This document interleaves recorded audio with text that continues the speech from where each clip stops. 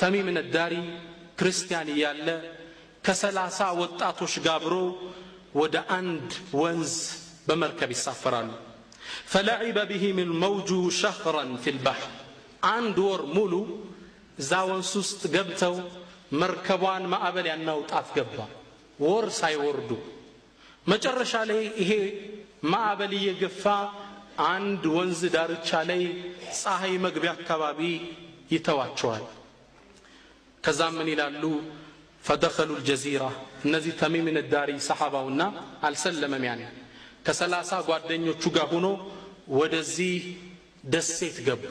የሆነ ደሴት የት እንደሆነ አላወቁትም እነሱ ብቻ ወር ሲንገላቱ ቆይተው የሆነ ቦታ ነው ያረፉት። فلقيتهم دابة አንዲት እንስሳ አገኘቻቸው።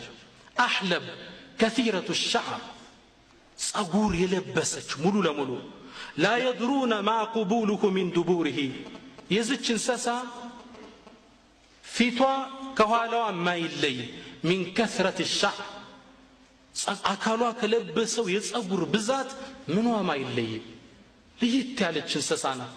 ከዛ ተገረምንና ወይለኪ ማ አንቲ ማነሽ አንቺ አላት። ዝም ብለን قالت فتكلمت ይህች እንስሳ መናገር ጀመረች።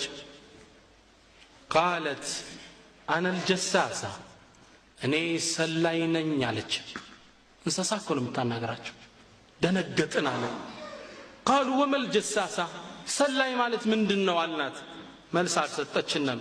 ሌላ መልእክት አመላከተችን።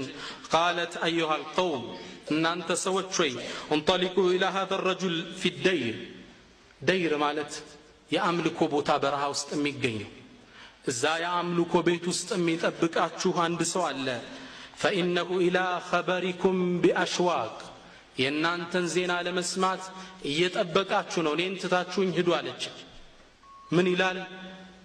እቺ ሰው ስታናግረን ደንግጠን የሆነ ሰው አለ ስትለን ሸይጣን እንዳትሆን ፈርተን ጥለናት ወደዛ ቦታ ሄድን አለ። يقول فانطلقنا سريعا حتى دخلنا الدير روطا እዛ የአምልኮ ቤት ውስጥ ገባን። فإذا فيه سموت زبوالا فإذا فيه أعظم إنسان رأيناه قط سنقبا بهيوتاتشن أيتنو ماناك قزوف فطور قمال وأشده وثاقا ندسم تتأثروا يتأثر على ينم مجموعة يداه إلى عنقه الجوك عنقتو قا تتأثروا يتأثر قزوف فطور ما بين ركبتين